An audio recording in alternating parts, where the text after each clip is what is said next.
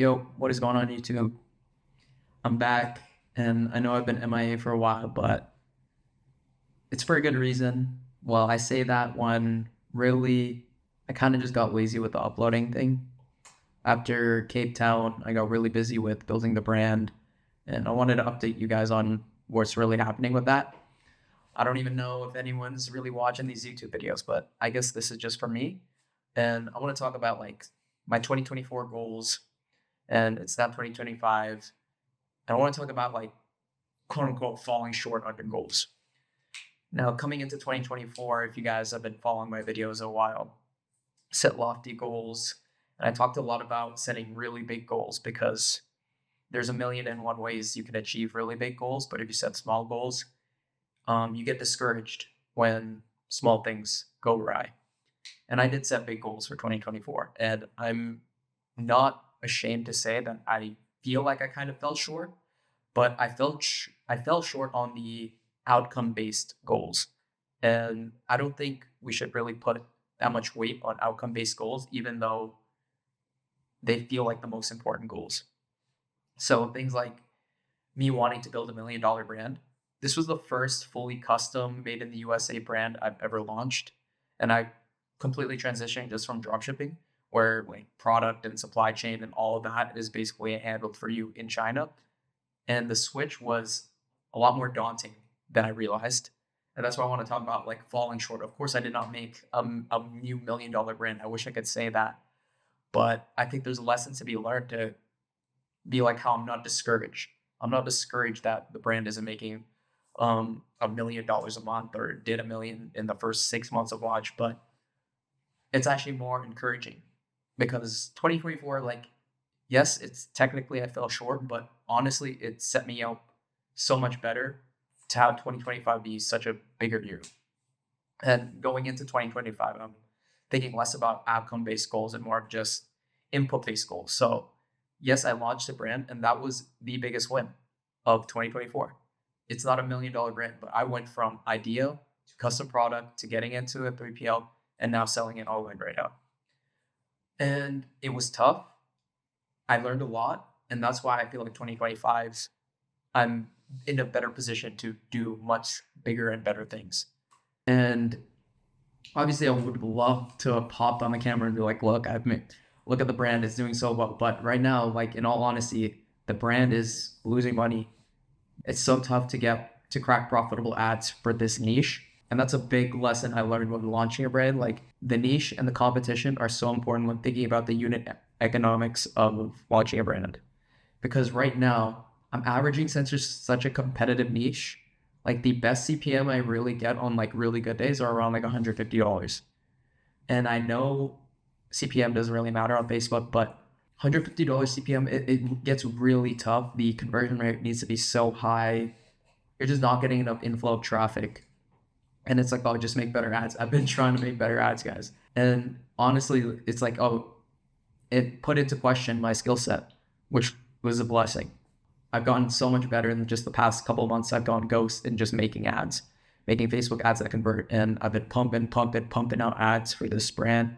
And we're just trying to crack what I call people really talk about product market fit. And I'm calling it more like market message fit, figuring out the messaging that works best on Facebook to scale this brand further. I could look back at 2024 and be like, oh, it was kind of a mid-year, but I did so much. Like I went to Cape Town and I documented it. And then after Cape Town, I was in Amsterdam, didn't document it, unfortunately, sorry. I was able to pay for a family vacation, my first ever time doing this, put my parents in business class for the very first time. And like, that's such a huge W. And I did all of that with switching from dropshipping to building a brand. Now, just because the brand's losing money doesn't mean I'm discouraged. I think it's more realistic for me to say like the first brand you're going to launch isn't going to be a home run right away. Now I can keep with this brand, or I'm also thinking of in the process of launching the brand, I've learned so much on like what makes a good brand. So it's like if I were to launch a new brand, it would have such a higher chance of success. And that's with dropshipping, that's with all of e-commerce in general. Like if you fail once, your second attempt, if you learn from the first attempt, your chances increase exponentially the more you keep trying. Just because this is my first brand, I'm not discouraged that I won't have $1 million brand. I learned so much in the process of just getting it manufactured, finding niches, thinking about competition. I think I'm in a really good position for 2025. And I think if you fell short of your goals in 2024, or if you feel like not content with how the year went in 2024, don't dwell on it too much because there's always lessons to be learned. And we have a fresh 12 months to go. And I'm going to really lock in these next 12 months. I was traveling a lot in 2024, kind of getting distracted and kind of going down like I wasn't fully focused. I wasn't super focused on ecom. I was focused launching the brand, but then I was also just focused on like learning so much about literature, philosophy, all these other topics that interest me. But I want to be more locked in on ecom because if any of you guys have been in the ecom space, you've seen like all these guys pop off in 2024. All these guys popped up in 2024. There used to be like 10K days used to be like a crazy number to be hitting. Now it's like, if you're not at 20, 30, 40K a day, it's like great. Like, what are you doing? And I'm not at that number in full transparency, full honesty. But I've still been able to like do such amazing things in 2024 without being at that number. And I did it thanks to obviously my previous dropshipping success. And the pivot over, like it's been tough pivoting to a brand, but I'm excited to see how I grow from doing something more challenging. And that's what 2025 is about. I'm walking in on ecom, walking in on brand building in general. I think dropshipping still works, but the competitiveness of people just ripping your ads, taking your landing pages, everything is so crazy right now that it does make it tough. And if you guys have been on Facebook ads the past couple months, you know, like the bans, the ad account bans, the profiles, the BMs, it's crazy. Like you almost need an agency account these days to get anything running. And that was also one reason why the brand's been struggling a bit, because the niche is a bit sensitive. It's not super sensitive. It's a health and beauty brand. So it is a bit sensitive. CPMs are high and no agency account when I first launched. So I kept going through ad accounts, ban after ban after ban. And that's also why the growth stagnated a bit. And I couldn't like gather enough learnings on each creative test because like I would launch it in a couple new batches of creatives, ad account would go down. And like you can pay $500 or like 500 euros to get your ad account back. But like, you know, each BM you buy, you get 5 ad accounts. And I was just cycling through BMs like crazy. So, but moving forward, fully focus on ecom and sharing more of a realistic perspective, because I feel like I'm just a regular guy who somehow makes it work. You know, like I'm not doing like 50K a day, 100K a day, but I still live a pretty decent lifestyle, you know, and that's from ecom. Like I did not come from a wealthy background or anything, but I was able to piece it together. I do have some dropshipping stories to keep cash flow going, but being fully focused on the brand just helps you elevate your skill levels so much where like the dropshipping becomes 10 times easier.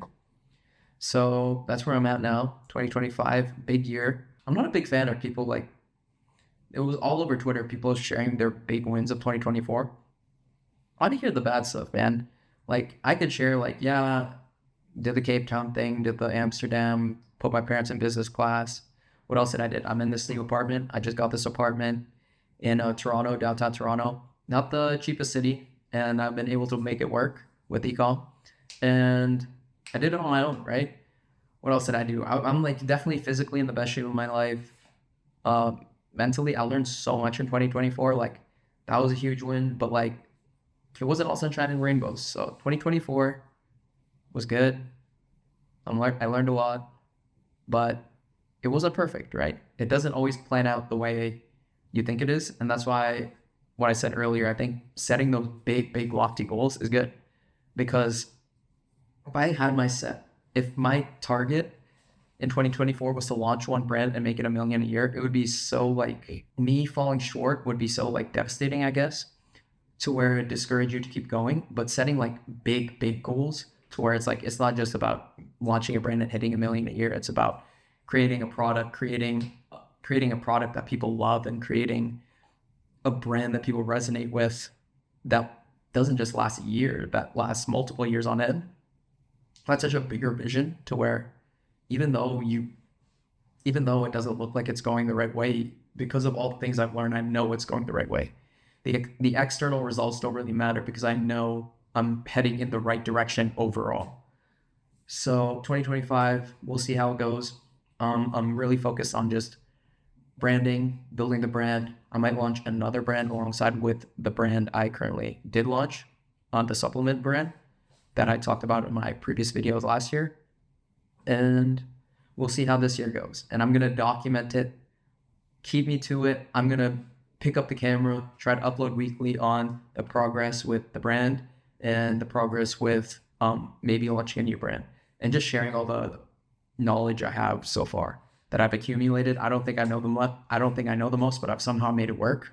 I somehow made it work. But I'm going to be locked in. I'm not really traveling anywhere. That's why I got this apartment here in Toronto, because I don't think Toronto's a bad city. It's just, it's cold. So the winter months, I'm basically just going to be here inside on this laptop, banging away, finding new brand ideas, doing brand idea research, brand idea validation, and working on the new ads for the brand that currently launched from last year. And we'll see how it goes, and I'll let you know. And it's a little update from me. 2025, here we go. I'll teach you guys everything that I learned. And if you guys want to know about dropshipping as well, because that's really what keeps my month-to-month cash flow going, I can drop the sauce on that. But it's really nothing special. It's all out there on the internet. Literally every ecom guru YouTuber probably talks about what I do. The only difference is that I pump out the volume consistently. So that's it. Yep. I'm not some ecom guru. I'm just a regular guy making ecom work, and I'm trying to figure it out as well. So if you're watching this and kind of the realistic results of my 2024 goals falling short resonate with you, I hope you like this video, because 2025 is going to be our year. We're going to be the ones posting those crazy Twitter screenshots because we're locking in. We learned all the lessons we needed to learn in 2024, and let's be on this journey together. So peace out, guys. I'll talk to you later. And I'm going to try to upload more consistently, because that's one of the goals for 2025, to be more consistent on YouTube. If you guys follow my Twitter, I'm going to be less consistent on Twitter because I feel like I was just tweeting just random shit that I was focused on the volume on Twitter last year, but I wasn't focused on the quality. I'd rather be focused on volume on YouTube and more quality on Twitter. But just going to be uploading the journey. So start off 2025 right, guys. Peace out.